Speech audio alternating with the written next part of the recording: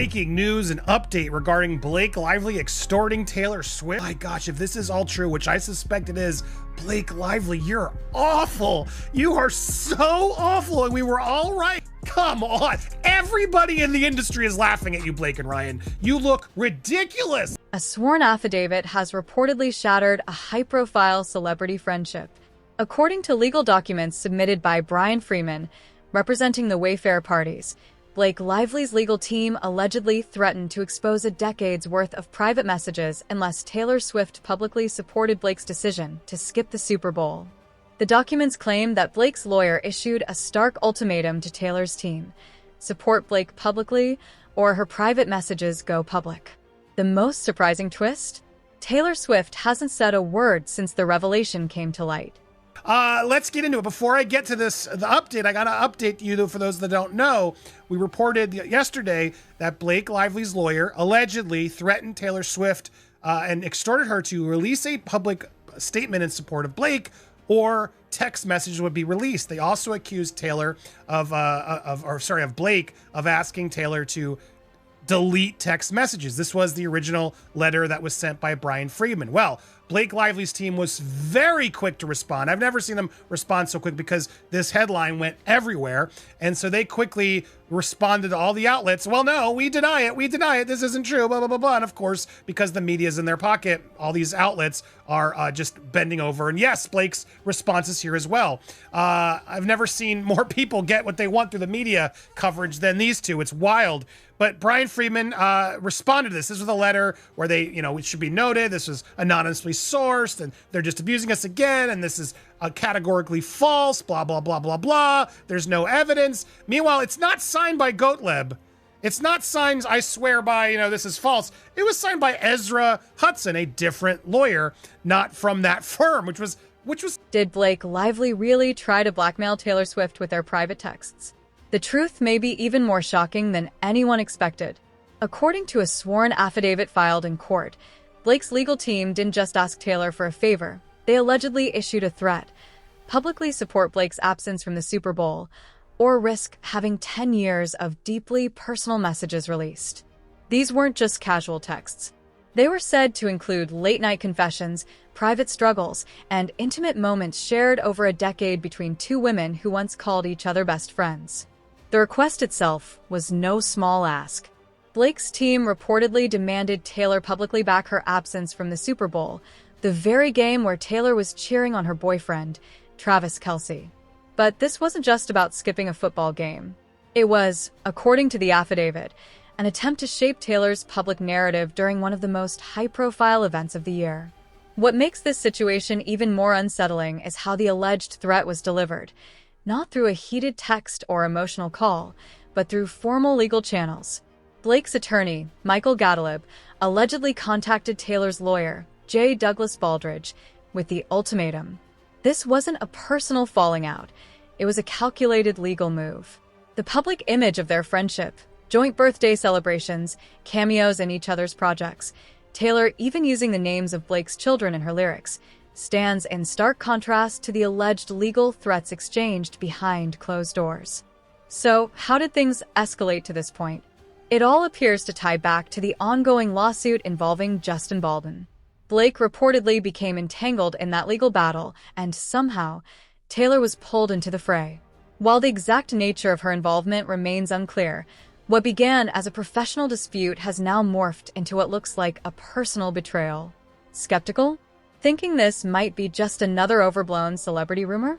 Here's where it gets serious. This isn't based on anonymous sources or tabloid speculation. The allegations are laid out in official court documents. Brian Freeman, representing the Wayfair parties in the Baldwin case, submitted a sworn affidavit detailing the alleged blackmail. And a sworn affidavit isn't just any document. It's a legal statement made under oath, with real consequences for perjury. In that statement, Freeman claims Michael Gottlieb threatened Taylor's legal team with the release of her personal messages unless she publicly supported Blake. Freeman even describes how he learned of the threat, through a voicemail from someone within Taylor's camp.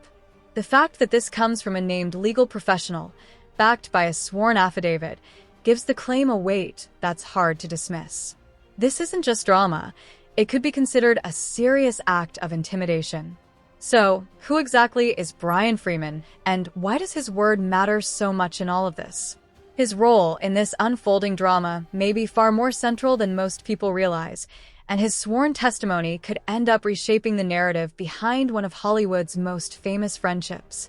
So did you go to her and say, would you do something, or did she see the movie and say, please use this song? I mean, she was so perfect. She was with me played. throughout this whole process. So I think that, you know, for better or worse, she was, you know, experienced the whole thing with me. So she experienced the whole thing with me. Now, these are talking points that Blake is saying.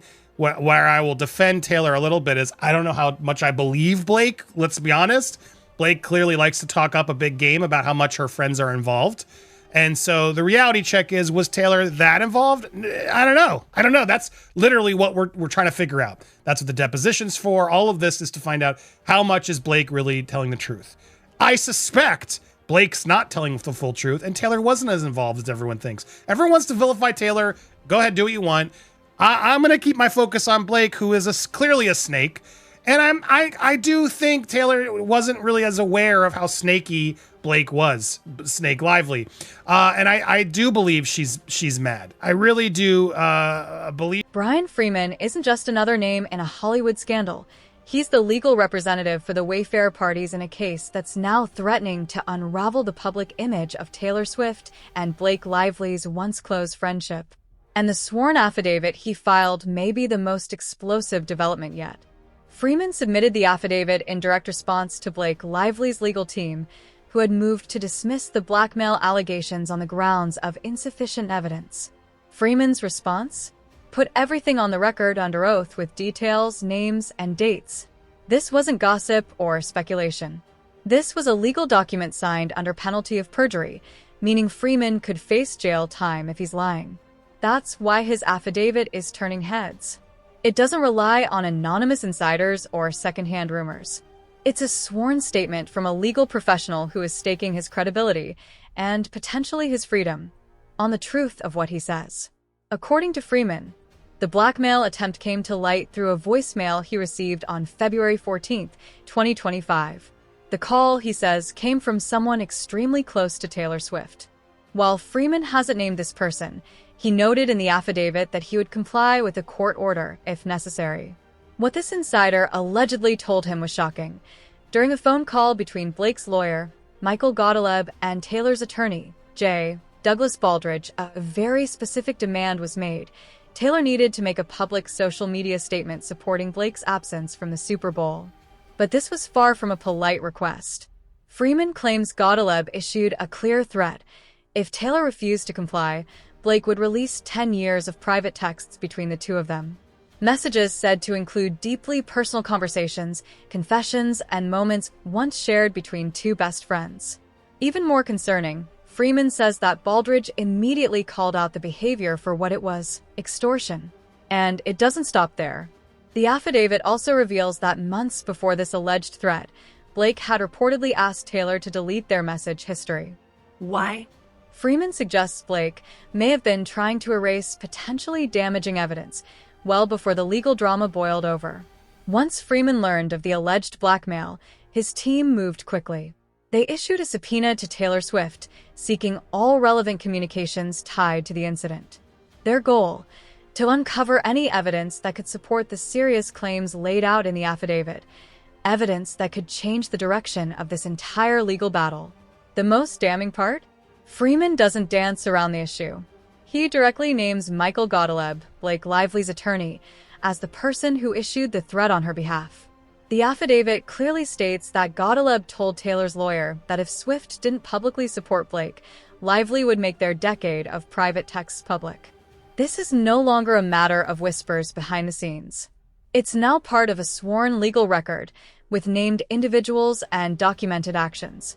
Freeman has risked his reputation to bring these allegations forward, and the silence from Blake Lively's legal team since the filing has only deepened the public's suspicion. As this drama continues to unfold, one thing is certain. The story of Taylor Swift and Blake Lively's friendship now looks very different behind the scenes than it ever did in public. Well, Brian was quick to point that out. In his response this morning that just dropped hot off the presses, we write in response to this letter to strike our motion to ask the court to strike my letter.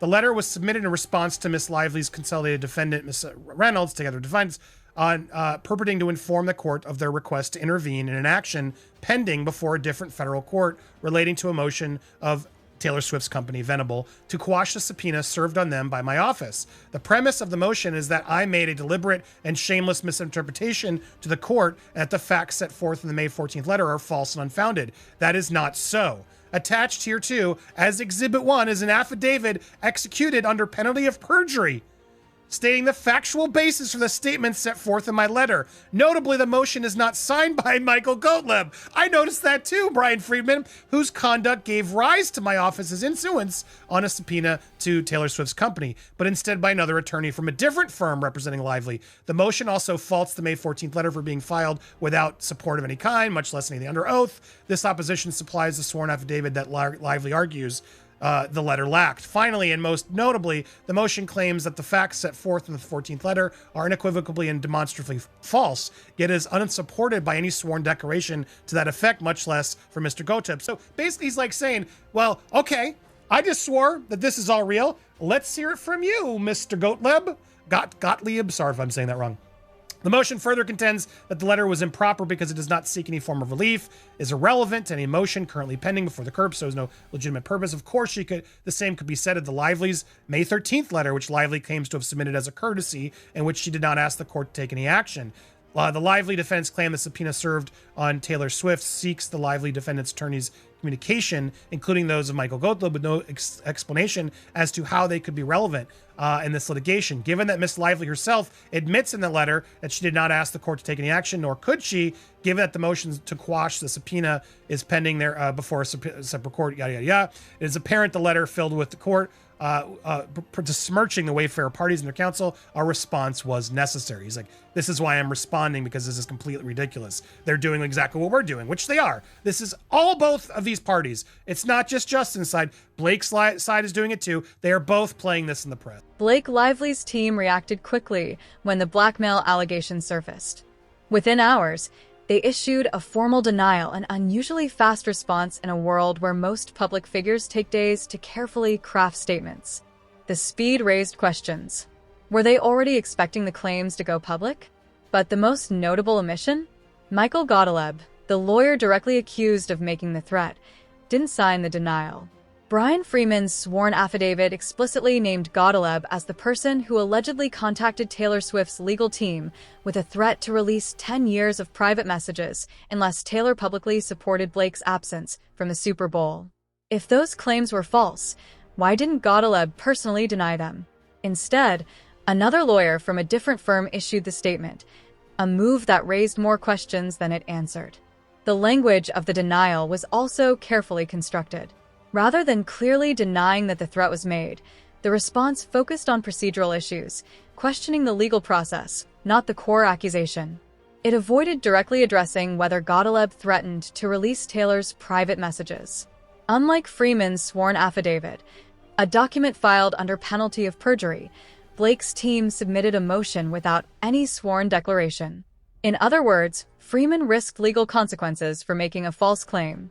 Blake's team did not. Media outlets aligned with Blake quickly ran her team's statement, offering little pushback. No major outlet questioned the lack of a sworn denial, nor the fact that the central figure in the allegations remained silent. The focus was on distributing a counter-narrative as quickly as possible, not examining its substance. The timing of Blake's team's response was also notable.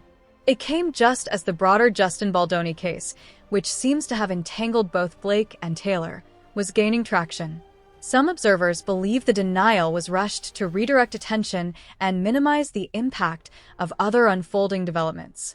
But the most significant point remains this: Michael Gottlieb has not denied the allegations under oath. If the claims were entirely false, a sworn denial would help put them to rest. The fact that none has been made suggests hesitation to risk perjury by denying something that may have happened. Which leads to an unanswered question. What was in those 10 years of private messages between Blake and Taylor that made them such a powerful bargaining chip?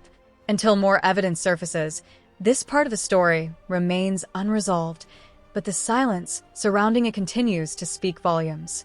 And Blake's team tries to play like, oh, we're better. We're not doing this. We're not making this a circus. Yeah, come on. Everybody in the industry is laughing at you, Blake and Ryan. You look ridiculous. You look ridiculous. So here it is. Here is what the sworn affidavit says. Are you ready? Are you guys sitting down for this? Here is Brian Freeman's under penalty, perjury of law. Here's more details on that source. I, Brian Freeman, representing all the Wayfarer parties. I submit this affidavit in opposition to the motion to strike by Blake Lively, elaborating the basis for the subpoena to Taylor Swift. On February 14th, 2025, I received a voicemail from a person very closely linked to Taylor Swift, whom I subsequently called back the same day. Out of respect for the individual in question, I am not identifying them at this time. However, should the court direct me to do so, I will comply with a court order. During the February 14th phone call, which lasted approximately 1 hour, the speaker told me that they had been informed that J. Douglas Baldridge, counsel for Taylor Swift, and a partner at Venable, had received a phone call from Michael Gottlieb, counsel for Blake Lively and Ryan Reynolds, during which Mr. Gottlieb requested, on Miss Lively's behalf, that Taylor Swift make a social media statement in support of Miss Lively, given her absence from the Super Bowl that year, and stated that if Miss Swift failed to do so, Miss Lively would release 10 years of private texts with Miss Swift. The individual also told me that they had been informed that Miss Baltridge had accused Mr. Gottlieb of extortion and ended the call. During the same 14th call, the individual told me that they had been informed that 4 or 5 months earlier, Miss Lively had requested that Miss Swift delete her text messages with Miss Lively. I was connected to this individual through a mutual friend who informed me that the individual wanted to talk. We have had several phone calls since February 14th.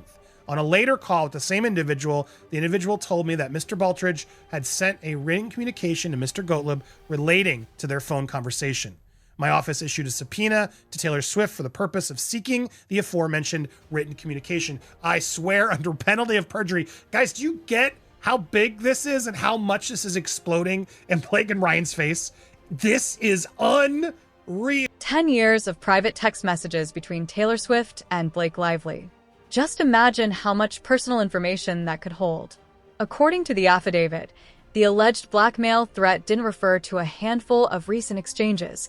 It mentioned an entire decade of communication. This wasn't about a single embarrassing conversation. It was about potentially exposing the full depth of a long-standing friendship. So, what might be in those messages? Consider what most people share with their closest friends: personal opinions, relationship confessions, frustrations about work, emotional struggles, and honest takes that never see the light of day. Now multiply that by 10 years and add in the fact that one of the people involved is Taylor Swift, one of the most scrutinized and influential figures in the world.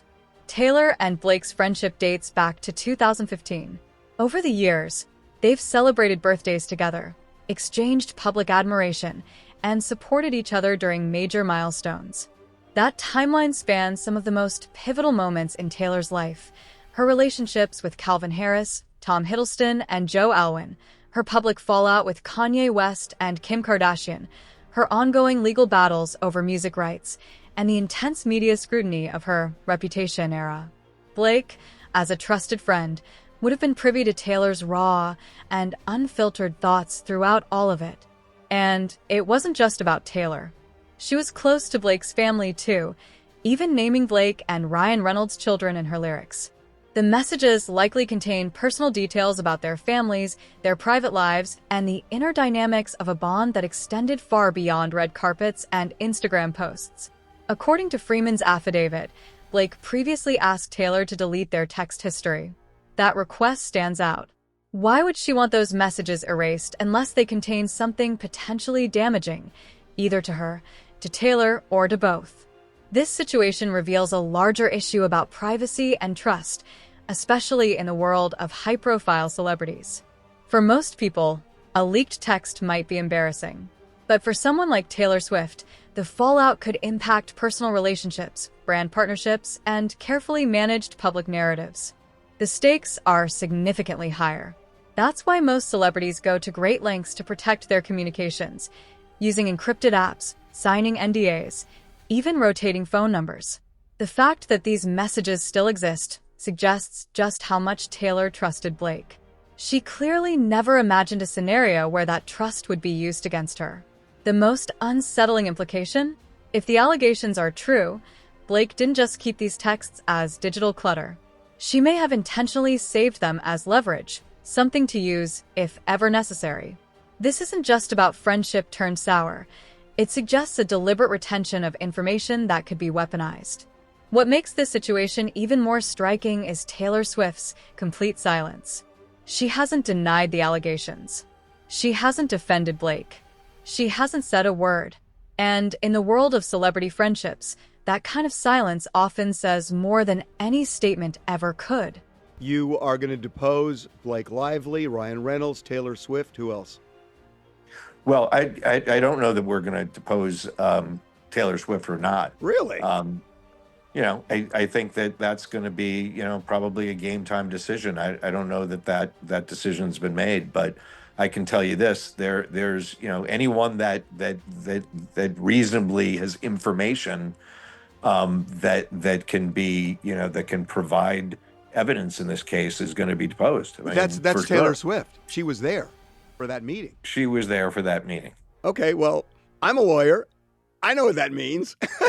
and that's why I'm just thinking that even when you take Blake and Ryan out of it in terms of how they personally feel about it all, I mean, to say that we're going to put Taylor Swift in the middle of this whole thing, I think they are going to do everything they can to avoid going to court, because the last thing they want is to have their friend, the biggest star in the world now, sitting on a stand being grilled by Brian Freeman. My assumption is that they're going to probably take some legal actions that are beyond the bounds of decency, and we'll see if they can try to avoid a deposition. How could they do that if there's relevance? I'm going to object and order the witness not to testify. You're not his lawyer. You're his friend. Jeez. Mark is usually my lawyer, though. Have you noticed something strange about this entire situation? Taylor Swift hasn't said a single word about the blackmail allegations. Not a tweet. Not an Instagram story. Not even a carefully worded statement from her team. Total silence from one of the most outspoken celebrities in the world. This is the same Taylor Swift who built her entire brand on self-expression. She writes songs about heartbreak, betrayal, and personal triumphs. She's never shied away from addressing conflict publicly, whether it was the Kanye West drama, her fallout with Katy Perry, or the Scooter Braun controversy. But now, when her former best friend is being accused of attempting to blackmail her, she says nothing. And that silence is deafening. It's even more significant when you consider the legal stakes. Taylor has reportedly been subpoenaed to provide communications related to the alleged blackmail. That means her legal team is almost certainly advising her to remain completely silent. Anything she says publicly could affect ongoing proceedings, especially if she ends up testifying or providing evidence. But here's where it gets even more interesting. Taylor didn't just recently go quiet about Blake Lively. She's been silent for months. No birthday posts. No mutual photos. No comments on each other's projects. No signs of their once highly public friendship. It's as if Taylor knew something had shifted long before this situation hit the headlines. Think about what that means on a personal level. Taylor has previously described Blake as one of her closest friends. She spent holidays with Blake's family. She even used the names of Blake's children in her songs, a deeply personal gesture. For Taylor to remain completely silent now, as Blake faces serious allegations of betrayal, it suggests something much deeper is happening behind the scenes. Her social media patterns speak volumes, too. No likes on Blake's posts. No tagged photos. No interactions. The once visible friendship that filled both their feeds has vanished. And notably, this started happening before the blackmail accusations went public, hinting that the cracks in their relationship began long ago. This isn't the first time Taylor has felt betrayed by someone close to her. But it may be the first time she's chosen complete silence instead of a poetic comeback or public response.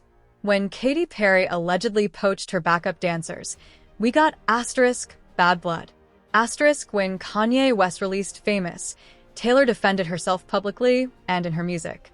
Her usual pattern is to respond, either in the moment or later through her art. This break in pattern is telling. It suggests this situation is not just serious, it's different. In legal cases, silence can say more than any statement. If these allegations were totally baseless, wouldn't Taylor want to stand by her friend? Wouldn't she issue a denial or at least express disbelief? Her decision not to do so, not even once, raises real questions about what she knows and what's truly at stake. As this legal battle continues to unfold, Taylor's silence becomes increasingly important. Whatever is buried in those 10 years of private texts, whatever really happened between two women who once called each other best friends, it's clearly not just about a friendship gone wrong. Brian Freeman's sworn affidavit has changed how the public sees their relationship. What once looked like the perfect celebrity friendship, filled with vacation selfies, red carpet smiles, and birthday tributes, now feels like a carefully curated facade. Those photos mean something entirely different when you realize what might have been happening behind closed doors. Taylor Swift isn't defending Blake. She's not denying the allegations. She's not saying anything at all. And that silence? It might be the loudest statement she's ever made. The real question now isn't just whether Blake tried to blackmail Taylor, it's what else could be exposed as this case moves forward. Because if the allegations are true, the most shocking details may still be ahead.